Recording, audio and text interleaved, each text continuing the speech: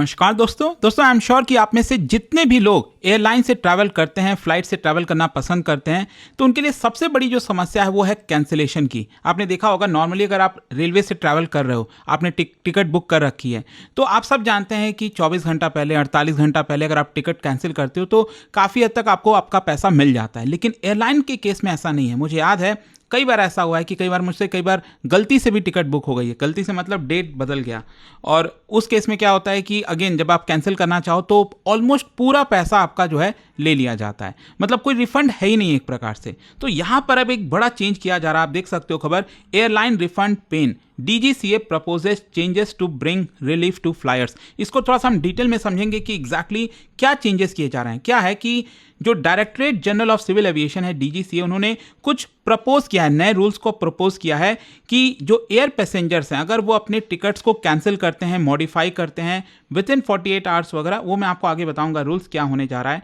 तो उस केस में आपको कोई भी कैंसिलेशन फी ना देना पड़े। अगर आपने 5,000 की टिकट बुक की है तो पूरा का पूरा 5,000 रुपये आपके अकाउंट में आना चाहिए। तो ये जो प्रपोजल है ये अभी के लिए कमेंट के लिए डाला गया है। मतलब DGCA ने कहा है कि अगर आपका कोई राय है इसको लेकर, आप क्या कहना चाहते हैं तो वो कर सकते हैं। तो 30 नवंबर तक टाइम है, और उसके बाद फाइनल जो भी निर्णय होगा वो DGCA यहाँ पर सुना देगी। तो कोशिश यहाँ पर यही है कि जो पैसेंजर के राइट्स हैं उसको मजबूत किया जाए, जो रिफंड प्रोसीजर्स हैं उसको सिंप्लीफाई किया जाए, और ज़्यादा ट्रांसपेरेंसी लाया जाए। जो एयरलाइन की पॉलिसीज़ हैं अभी भी नहीं समझ में आता कि वो किस हिसाब से टिकट चार्ज करते हैं, क्या टैक्स है क्या नहीं है, रिफंड तो भूल ही जाइए अगर आपने एक बार टिकट बुक कर लिया। तो ये सारी सिचुएशन है। खैर, पहला क्वेश्चन अब ये आता है कि क्या क्या प्रपोजल किया गया है। देखो कुछ 5-6 चीज़ें हैं जो आपको पता होनी चाहिए जो प्रपोजल किया गया है। ध्यान रखिएगा अभी ये लागू नहीं हुआ है। 30 नवंबर तक आपसे कमेंट मांगा गया, उसके बाद फाइनल जो जजमेंट होगा वो DGCA करेगी। अच्छा, पहला प्रपोजल सबसे इंपॉर्टेंट है 48 आवर लुक इन विंडो। इसमें क्या है कि मान लीजिए आपने कोई टिकट बुक कर ली, ठीक है, दिल्ली से मुंबई की, दिल्ली से कहीं की भी अगर आपने टिकट बुक की हुई है एयरलाइन की, 48 आवर्स के अंदर अंदर अगर आपका माइंड चेंज हुआ, आपको लगा कि नहीं ये टिकट, या तो आपने गलती से कोई दूसरा डेट चेंज कर दिया, या फिर आपने जो है नाम कुछ गलत डाल दिया, कुछ भी हो गया, तो 48 आवर्स आपके पास, मतलब 2 दिन आपके पास इनफ रहेंगे, सफिशिएंट, कि आप अपना पूरा पैसा वापस ले सकते हैं। And let me tell you, ये एक बहुत बड़ा बदलाव हो जाएगा अगर ऐसा होता है तो, क्योंकि नॉर्मल केस में ऐसा है ही नहीं। आपने टिकट बुक किया है। इनफैक्ट मैं आपको अपना एक बहुत ही इंटरेस्टिंग स्टोरी बताता हूँ। एक बार क्या हुआ था, दिल्ली से कलकत्ता का जो है मैंने टिकट बुक किया हुआ था, सॉरी कलकत्ता से दिल्ली मुझे रिटर्न आना था। तो उसमें क्या हुआ, मुझे फरवरी में आना था, ये 3 साल पहले की बात है। और हुआ क्या कि मैंने जो टिकट बुक किया था ऑनलाइन, वो गलती से मैंने शायद अप्रैल का कर दिया था। 10 फरवरी का होना था, 10 अप्रैल का हो गया था गलती से। और जब मैं एयरपोर्ट पहुंचा, कोलकाता एयरपोर्ट, तब मुझे गेट पर ही जो CRPF हैं उन्होंने बता दिया कि ये जो है अप्रैल का टिकट है। बड़ा ही निराश हुआ मैं। ऑब्वियस सी बात है, मैंने सोचा कि क्या होगा। खैर जो भी है, तुरंत मुझे टिकट करनी पड़ी, जो कि बहुत महंगी थी, दिल्ली आना पड़ा। तो अब मैंने ये सोचा, जब मैं ये टिकट कैंसिल कर रहा था तो उसमें हार्डली मुझे 150 या 200 रुपये का ही रिफंड दिखा रहा था। तो मैं सोचा यार ये क्यों ही टिकट कैंसिल करूँ, छोड़ देता हूँ ऐसे ही। और फॉर्चुनेटली क्या हुआ कि यहाँ पर जो एयरलाइन है उन्होंने अपनी फ़्लाइट ही कैंसिल कर दी थी। आई थिंक शायद स्पाइस जेट था, काफ़ी ट्रबल से गुजर ही रहा है, आप सब जानते हैं स्पाइस जेट। तो उन्होंने अपनी फ़्लाइट ही कैंसिल कर दी थी। तो उस केस में मैंने टिकट कैंसिल भी नहीं किया था। अगर कैंसिल कर देता तो मुझे तो 150 रुपये मिलते, लेकिन क्योंकि स्पाइस जेट ने खुद अपनी तरफ से कैंसिल किया फ़्लाइट को, तो मुझे पूरा रिफंड मिल गया। तो लेकिन नॉर्मली ऐसा होता नहीं है। वही मैं आपसे कह रहा हूँ कि यहाँ पर पूरा फीस आपको पे करना पड़ता है। लेकिन ये जो मैंने आपको बताया ना कि 48 आवर्स का आपके पास टाइम रहेगा। अब ऐसा नहीं है कि मान लो अगर आपकी फ़्लाइट परसों है, 2 ही दिन के बाद आपकी फ़्लाइट है, तो ऐसा नहीं है तब आपको 48 आवर्स दिया जाएगा। यहाँ पर डोमेस्टिक फ़्लाइट्स के लिए अगर आपने 5 दिन पहले टिकट बुक किया है, अगर आपकी फ़्लाइट 5 दिन बाद की है एक प्रकार से, तो ही ये रूल अप्लाई होता है, तो ही आपको 2 दिन का मौका मिलेगा। और अगर आपकी इंटरनेशनल फ़्लाइट 15 दिन के बाद है, ठीक है, तो उस केस में आपको ये मौका मिलेगा। मतलब मान लीजिए आज 10 तारीख है और आपने 20 तारीख का टिकट बुक किया है, तो आपके पास अपॉर्चुनिटी होगी ये 2 दिन की, जिसके तहत अगर आप टिकट कैंसिल करना चाहते हो तो फुल रिफंड आपको मिल जाएगा। एक तो ये हो गया। दूसरा एक बड़ा प्रॉब्लम कई बार आता है, वो है रिफंड में। अगर आपने कैंसिल कर दिया, जो भी आपको रिफंड मिलना चाहिए, उसमें कई बार बहुत इश्यूज आ जाते हैं। तो यहाँ पर एक नया प्रपोजल किया गया है कि 21 डेज से ज़्यादा डिले तो होना ही नहीं चाहिए। भले ही आपने किसी ट्रैवल एजेंट से किया हो, डायरेक्टली एयरलाइन से किया हो, इंडिगो से किया हो, एयर इंडिया से किया हो, चाहे आप मेक माई ट्रिप से कर रहे हो, गोवा IBBO से कर रहे हो, किसी से भी कर रहे हो, 21 डे से ज़्यादा डिले हो ही नहीं सकता, ऐसा यहाँ पर प्रपोजल लाया गया है। और इसमें एक और चीज़ है, अगर आपने क्रेडिट कार्ड से पेमेंट किया तो 7 दिन के अंदर आपका रिफंड होना चाहिए। और अगर मान लिया आपने कैश में डायरेक्टली काउंटर पर जाकर एयरलाइन से टिकट बुक किया और उस केस में टिकट कैंसिल होती है तो आपको इमीडिएट बेसिस पर पूरा फी मिलना चाहिए। तो ये यहाँ पर जो रिफंड का टाइमलाइन है वो भी लाया जा रहा है। नेक्स्ट है full refund of taxes and fees. कई बार क्या होता है, आपको रिफंड मिलता है। इनफैक्ट कई बार मैंने लोगों से ये भी सुना है कि जो फ्लाइट है वो एयरलाइन खुद कैंसिल कर रहा है, लेकिन मान लीजिए अगर आपने मेक माई ट्रिप से बुक किया, ठीक है, और उसमें मान लीजिए 5,000 रुपये का आपका टिकट पड़ा, जिसमें से क्या होता है कि एयरलाइन खुद अपना फ्लाइट कैंसिल किया, फिर भी आपके अकाउंट में 4200 आया। ऐसा कैसे हो गया? क्योंकि 5,000 आपने पे किया, आपको तो 5,000 पूरा मिलना चाहिए ना, क्योंकि एयरलाइन खुद ही कैंसिल कर रहा है। लेकिन यहाँ पर मेक माई ट्रिप और कई बार जो एजेंट्स वगैरह होते हैं बीच वाले, तो वो लोग क्या करते हैं, अपना प्लेटफॉर्म फी और ये सब कुछ ले लेते हैं। अब इसमें आपकी गलती थोड़ी है। तो यहाँ पर साफ साफ बोला गया है इस प्रपोजल में कि कोई भी taxes, airport charges, user development fee, क्योंकि जब तक आप एयरलाइन पकड़े ही नहीं आपको तो पूरा फी मिलना चाहिए ना, आपने 5,000 का किया है। तो ये यहां पर एक ट्रांसपेरेंसी लाने की कोशिश की जा रही है। फिर नेक्स्ट है आपका कैपिंग ऑफ कैंसिलेशन चार्जेस। अब मान लीजिए अगर आपका फ्लाइट परसों है, 2 दिन के बाद है, तब तो ये वाला रूल अप्लाई नहीं होगा 48 आवर्स। लेकिन मान लीजिए फिर भी आपका फ्लाइट 2 या 3 दिन के बाद है, तो ऐसा नहीं होना चाहिए ना कि आपका 5,000 रुपये का फ्लाइट है तो पूरा ही 4950 रुपीज़ फ्लाइट एयरलाइन वाले काट लेंगे, आपको 50 रुपये देंगे, मतलब पूरा ही काट लिया ना एक तरह से। तो कुछ कैपिंग होनी चाहिए।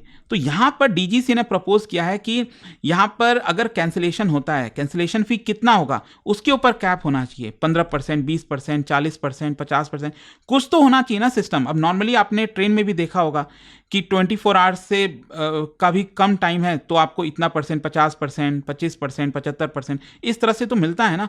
48 आवर्स के पहले पहले आप कैंसिल करते हो रेलवे में, तब तो आपको फुल रिफंड मिल जाता है, बस थोड़ा बहुत कुछ चार्जेस कटते हैं।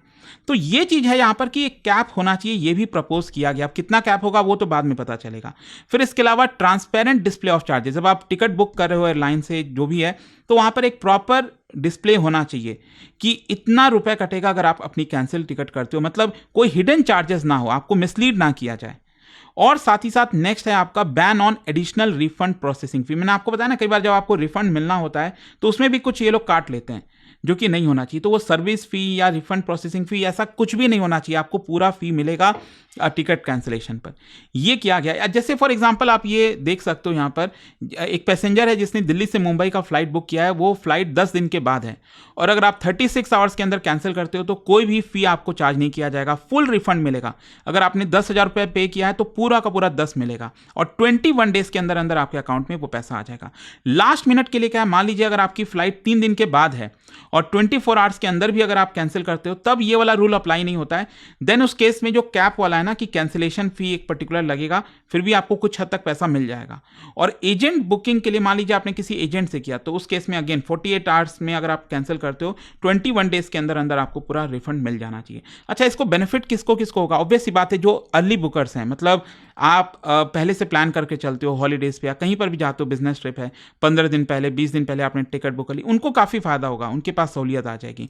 जो लीजर ट्रैवलर्स हैं, हॉलीडे वगैरह के लिए जा रहे हैं, उनके प्लान्स में कोई चेंजेस हुआ तो वो भी कर सकते हैं। अभी तो क्या आपको बहुत सोचना पड़ता है कि मैं फ्लाइट टिकट करूं ना करूं, क्योंकि एक बार कर लिया तो मतलब पूरा का पूरा आपका पैसा लग गया, अब क्या कर सकते हैं। तो ये एक बहुत बड़ी सहूलियत ला रही है सरकार। और जो पैसेंजर बुकिंग है, अगर आप एजेंट्स के थ्रू कर दो तो रिफंड में डिले नहीं आएगा।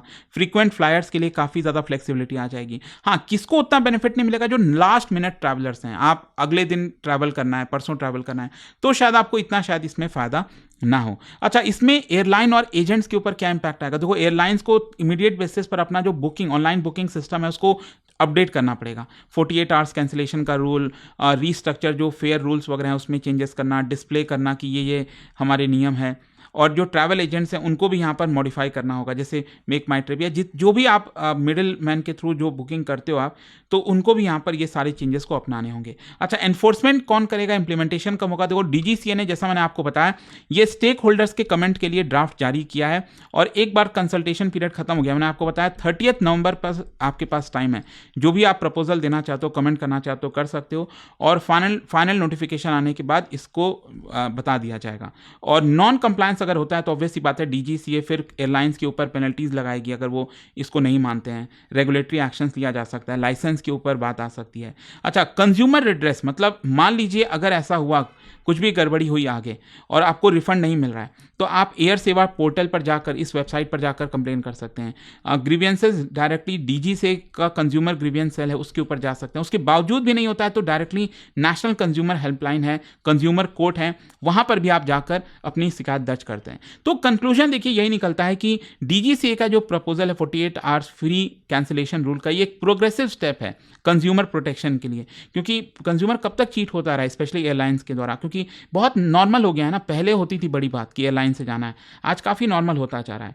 तो ये जो प्रपोजल है ये प्रॉमिस करता है कहीं ना कहीं आपका जो ट्रैवल है वो फ्लेक्सिबल हो, पैसेंजर्स के लिए सही हो। लेकिन हाँ, रियल इंपैक्ट क्या होगा वो अल्टीमेटली जब फाइनल रूल वगैरह जब जारी होगा तब हम देखेंगे, और एयरलाइंस इसको सही तरीके से अपनाते हैं कि नहीं। तो ये पूरा वीडियो था दोस्तों, आई होप कि आपको समझ में आया होगा। जाने से पहले एक बहुत ही इंटरेस्टिंग क्वेश्चन, DG यात्रा प्रोग्राम जो लॉन्च किया गया मिनिस्ट्री ऑफ सिविल एविएशन के द्वारा, it is based on which technologies, आपको बताना है इनमें से। इसका राइट आंसर आप सब जानते हैं, मेरे इंस्टाग्राम पर तो मिलेगा ही, वहां पर अगर आप नहीं हो कोई बात नहीं, टेलीग्राम से ले सकते हैं इसका सही उत्तर। और दोस्तों मैं आपको बता दूं, study IQ crash course launch किया है प्रीलिम्स के लिए 2026 में। अगर आप UPSC का प्रीलिम्स दे रहे हैं तो ये SIP बैच ले सकते हैं, जिसके अंदर कंप्लीट आपका जो प्रीलिम्स का प्रिपरेशन है कराया जाता है। इनफैक्ट ये प्लैटिनम बैच में हम आपको पर्सनल मेंटरशिप भी देते हैं। यूज करना है आपको ये code Ankit live maximum discount के लिए। और ये फोन नंबर है, अगर आपको कोई डाउट है तो इस पर कॉल करिए, मेरी टीम आपको अच्छे से गाइड कर देगी। दोस्तों आ गया है success in prelims SIP batch उन एस्पिरेंट्स के लिए जो रिवीजन में स्ट्रगल कर रहे हैं या फिर प्रीलिम्स को दोबारा क्रैक करने का प्लान बना रहे हैं। अब चाहे आपने अभी शुरुआत की हो या प्रिपरेशन को नया बूस्ट देना चाहते हो, या एक ही बैच सबके लिए परफेक्ट है। क्या मिलेगा इस बैच में? लाइव क्लासेस हर कॉन्सेप्ट को डिटेल में समझने के लिए, previous year questions and CSAT paper 2 classes, current affairs and NCERT coverage, test series plus revision notes, special prelims focused classes and 1-on-1 personal mentorship. दोस्तों बैच स्टार्ट हो रहा है 10 नवंबर शाम 6 बजे से और इसकी वैलिडिटी 8 महीने की है। So don't miss out. यह बैच बना है उन स्टूडेंट्स के लिए जो अपना UPSC 2026 प्रीलिम्स क्रैक करना चाहते हैं, एक फोकस्ड, डिसिप्लिन्ड और स्ट्रक्चर्ड स्ट्रैटेजी के साथ।